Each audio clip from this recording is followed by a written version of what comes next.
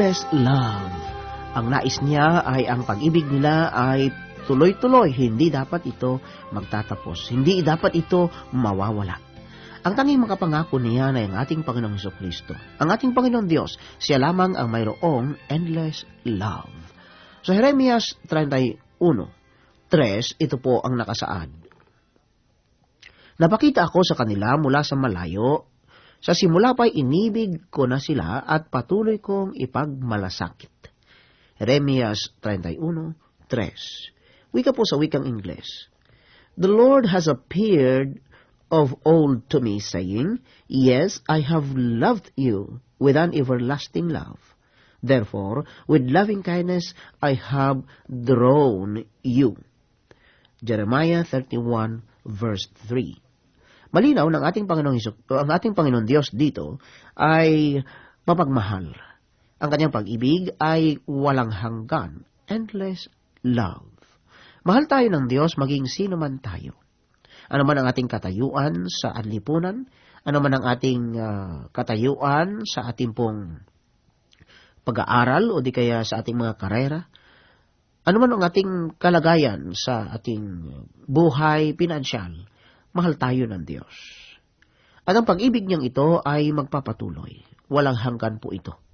Patuloy tayong mamahalin ng Panginoon at walang patid na siya ang aantabay sa atin, iingatan tayo at mamahalin tayo at mamahalin ng Panginoon sapagkat siya ay walang hanggan at kapag siya ay umibig, ito ay walang hanggan.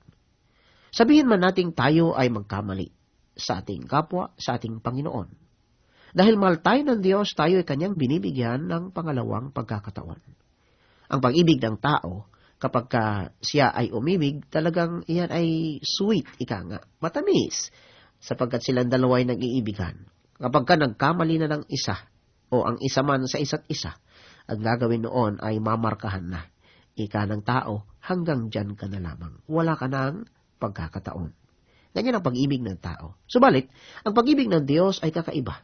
Minahal tayo ng Panginoon, patuloy tayong mamahalin, at kapag tayo ay nagkamali sa Kanya, kapag tayo nagkasala sa Kanya, binibigyan niya tayo ng pangalawang pagkakataon. Second chance.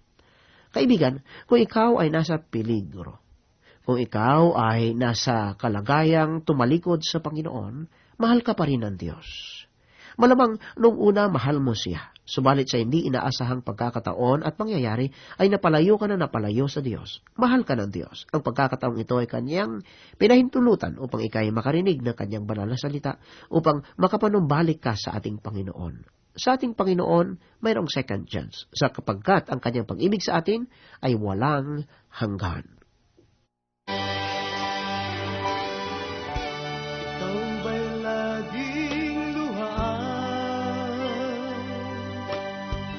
Laging sablak sa kabiguan,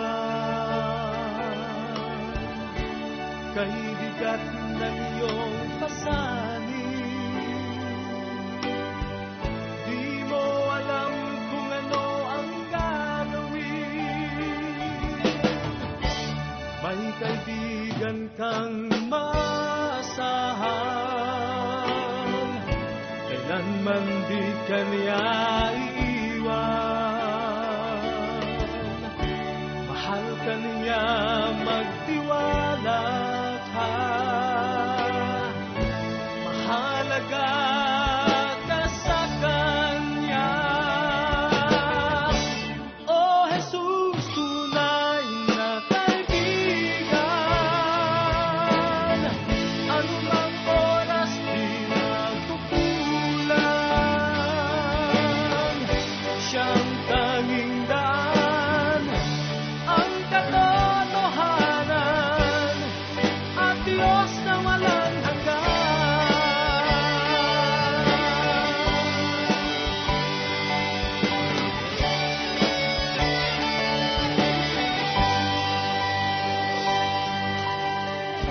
Kailan may di siya nagbabago, anak ng Diyos nagkatawang tao. Naramdaman din niya mga pasakit mo, tangi siyang sagot sa suliranin mo.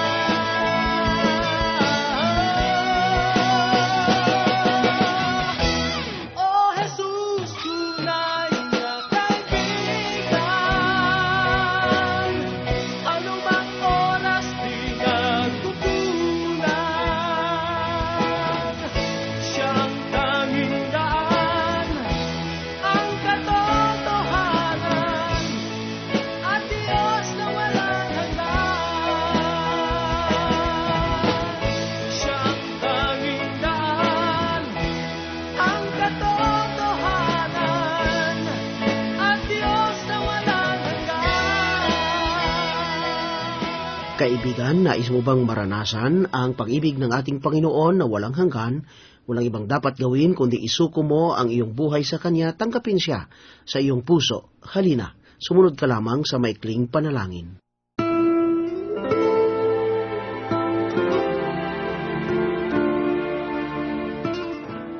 Panginoon, salamat po sapagkat ang iyong pag-ibig sa akin ay walang hanggan, bagaman ako ay nagkasala sa iyo.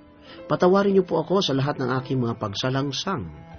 Tinatanggap ko po ang katotohanan na hindi ko kayang iligtas ang aking sarili, kaya inaanyayahan ko si Jesus sa aking puso bilang personal kong Panginoon at tagapagligtas. Salamat sa kanyang ginawa para sa akin na kanyang tinubos ang aking kasalanan doon sa krus ng Kalbaryo.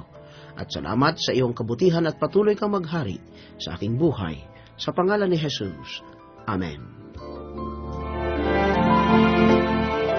Ang ating narinig na gospel song kanina lamang ay inawit sa atin ng Wisdom Band, Tunay na Kaibigan. Kung nais po ninyo makipag-ugnayan sa ating palatuntunan, lumiham lamang po sa Salamin ng Buhay, 702 DZAS PO Box 1, Valenzuela City. At kung nais po ninyo mag-text lamang po sa 0922-844-1274. Iginagagalak po namin makarinig mula sa inyo. Makipag-ugnayan na po. Ito po ang inyong lingkod, Pastor George Nunez, na nagsasabing, ang salita ng Diyos ay salamin ng buhay.